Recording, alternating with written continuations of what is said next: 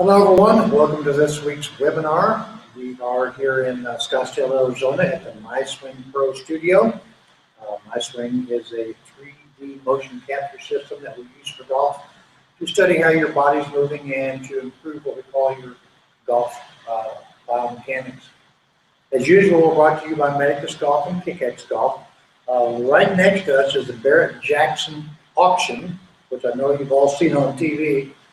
This weekend they have a classic car show out here, and there's probably 20,000 classic cars. They're going up and down the road here, so you may hear some of them drive by. So since you can't be here, you'll be here in proxy, right? If you have any questions, just put them here in the sidebar. We'll get to it once I cover today's topic. Today's topic is called face or path.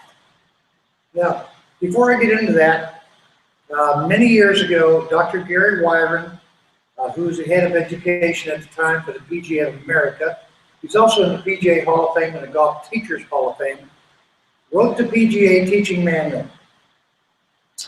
And up until about 5 years ago, for some odd reason, people started disputing what they perceived that he wrote.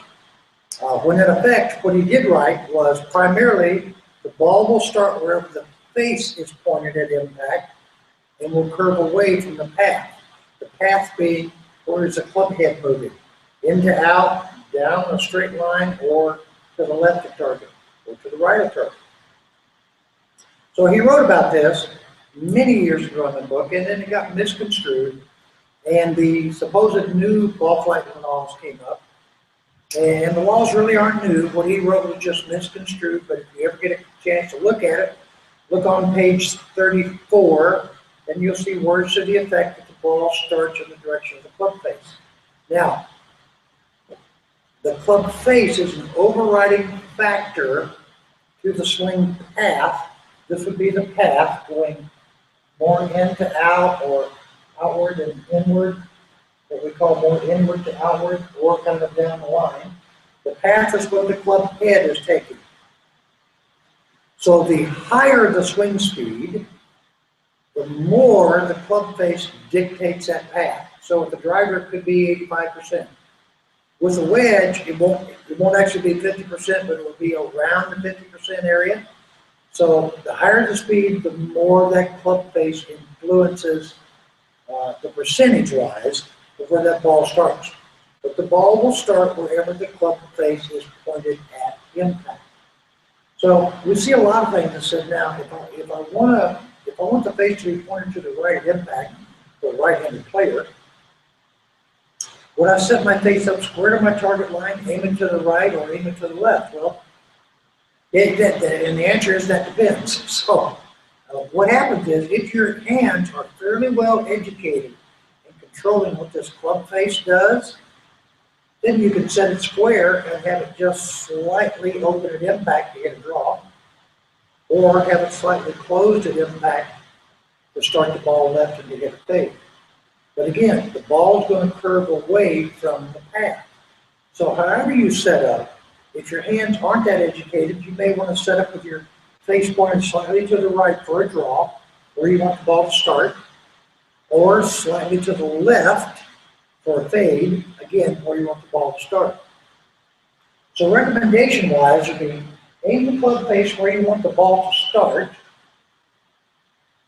align your body, okay, either open or closed to that. So if I'm going to get a draw as a right-hander, I'm going to aim my face to the right, I'm going to aim my body far to the right of that club face. So when I look down, the face actually looks close to how I'm standing. If I'm going to hit a fade, I'm going to aim the face to the left of where I want it to end up. Then I'm going to align my body farther left than that face. So when I look down, this face will actually look open to how I'm standing. The key to either one of these, when you set your body, is to always keep that club swinging along the body line. So if I was to set up open, I certainly wouldn't jerk the club back in here, because now it's going out to the right too much. Okay, so that changed my path. So now if I'm trying to hit a fade, but I move my path that far to the right, I'm probably going to hit a big block or a big push slide. just yesterday, a couple of our members from Kansas City were down here in Scottsdale. We went out to play, and one of the members wanted to get a fade, and it's the guy I worked with, Brent Adams. Hey, Brent. Hey, Mercy. And we were talking about it because he hit some shots left that day. I said, all right, so aim your face where you want that ball to start. You want to fade it. Aim your body, farther left than that. Swing it on your body line. You get the most beautiful little cut shot, start right where you wanted it to start, work his way back to the middle. Mike Martin was also here yesterday. We had great fun with Mike and Brent. Hey, Sarah, that's Mike's wife. So we had great time with the members down here. We really had a lot of fun. In fact, we're going to go out to dinner again tomorrow night. But, so anyway, face or path. So the bottom line is the face is going to dictate where the ball starts.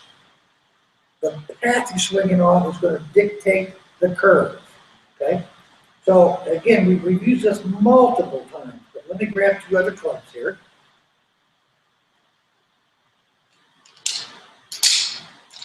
All right, so now you can see I have three clubs. All right, so let's say we have face, path. As you can see right now, here's the club face, here's the path. This path is to the right of the club face for a right-handed player. So you can see when I put this on here, that's going to curve this direction, so it'll be a draw. If I do it the opposite direction, and I do the same thing, now you'll see where the ball is going to curve this direction. So the wider you make this discrepancy, the wider this thing, and the more this ball is going to curve. You know, it talked a long time ago. Some players would say, aim your face where you want the ball to start, okay, and aim your body, right, or aim your club face at where you want it to end up. In your body where you want it to start, swing on your body line. That produced too big of separation here between path and face. So they would get severe overdraws or severe overfades. So they'd be more like duck hooks and slices. Okay. So, but anyway, we always want to make sure, watch your face, watch your path, because again, the higher the speed, the higher the percentage of the face overriding the path. The lower the speed, i.e. wedges and little chips and pitches, the less percentage is going to override. And again, it'll never be 50, but it might be close to that. Okay. All right, so now let me take a look at a couple of questions here and see what we've got. All right, so this first question. The first question is, Mike, how do I get on the green and the ball rolling from 8 to 20 feet off the green? Okay, Mike. So that would be basically what we call a chip shot, okay? So what I'm going to do is I'm going to play the ball in the middle of my stance, too slightly back towards my trail foot. I'm going to set the shaft where the butt of the club is in the middle of my body. I'm going to open, I'll do it this way, I'm going to open my body a little bit to the shot.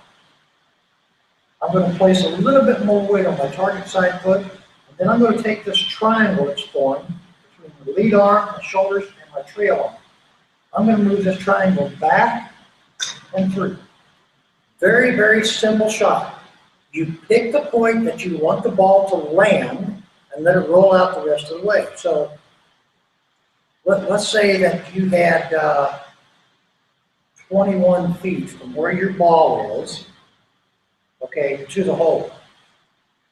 You need to know two numbers. The first number is how far is it from my ball to safely carry the green. We're going to say at the edge of this mat is the edge of the green. Now let's say my ball is right here. I'm going this direction, so I'm going to go 1, 2. So the first part of that equation is 2. Now I'm going to pace off from that point on the green to the hole. So let's say that it is 8 paces, all right? So for all of us math majors, 2 goes into 8 4 times. So we're going to take your highest lofted wedge as 1 to 1. Then your next wedge, 1 to 2. Your next, And so for me, it'd be a 60 degrees 1 to 1. My gap wedge, or my sand wedge, is 1 to 2. Gap wedge is 1 to 3. Pitching wedge is 1 to 4. So that means it's 1 part carry, 4 parts roll. So I'm looking at that spot, which is 1 pace on the green, and I'm going to make a swing long enough and with enough power to just carry it to there. I'm going to let it roll out like a putt the rest of it. So I hope that helps. All right, our next question. This question is from Ron. How to tell you're bent over at the hips at the proper angle? Okay, Ron, so here's a little thing. You'll see people that stand up here like this, okay, and you'll see people stand here like this. This is more a Hubert Green look. So when I work with players, I get them to do this. I get them to stand up straight with their hands right here, okay? Now from there, we're going to have our feet, basically inside of the heel as wide as the outside of my hip. From there, I'm going to bend forward, let my hands slide down to just above my knee points. Okay? Now just unlock your knees and now put your arms down. So now you have your angle. Right? I see a lot of people come in and they bend their body down like this, and their legs are too straight, so now they've got too much bend. Or they'll come in like this and they kind of go this way. Well, now they have too much bend and the back's too upright. You can also stand in front of the mirror, just put a club along the side of you like this, lean forward and see what that club does. Okay, if you want this, you can see a little angle right here between the shaft and my back. Okay, and again, this is the same motion I just did right here. That's going to pretty much tell me, right, my height for that shot. And of course, the longer the club, the less knee flex that I would have, but I'd still have the same amount of forward bend. Okay, I hope that helps. All right, next question. And this question is by Bob. What are some low compression balls for seniors? Bob, they used to make 80 compression balls.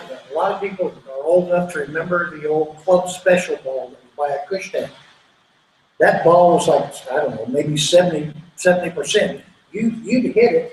It was so soft, you get over here and it still felt like it was on the face, and you had to throw it off the face. Nowadays, the golf balls are all pretty good that you really don't need to have such a low compression ball. The ball that I play, a ball that a bunch of people play, is called the Kick X ball. And if you watch golf, you've seen it on television, you've seen it in ads.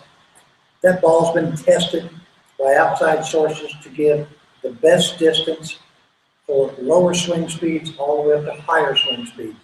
The way that I personally judge a ball is I don't look at how far it's going that way. I look for what it does around the greens. I know what I want a ball to do. If the ball does that, then I will take a look at playing it.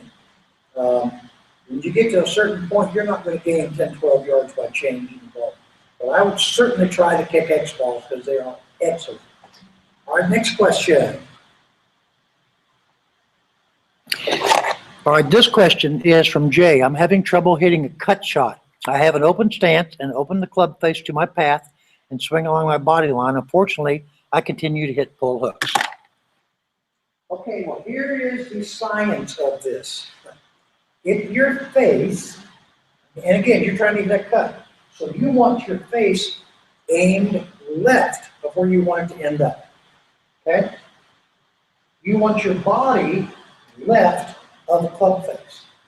Swing along your body line. Now, if you're swinging along your body line, you're getting a pull hook. The face and path aren't set up for a fade. You're altering that in your backswing. This is what I see most of the time. Players that are trying to hit a fade, instead of swinging the club here, as you look down, it would to your, relative to your target line, it would look like you're swinging outside in. What I see instead is players swinging this way, back inside. Well, now, the big problem is your path's going out here, and your club face is close to it, you're going to get some pull hooks. So again, that's all that's telling you. So when you set up, and again, we've done this a couple of times, if I'm set up square, this is what my backswing looks like.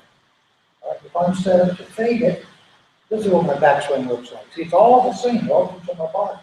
If I'm set up for a draw. So if I'm set up for fade, it looks like, again, I'm swinging out to in relative to my target line.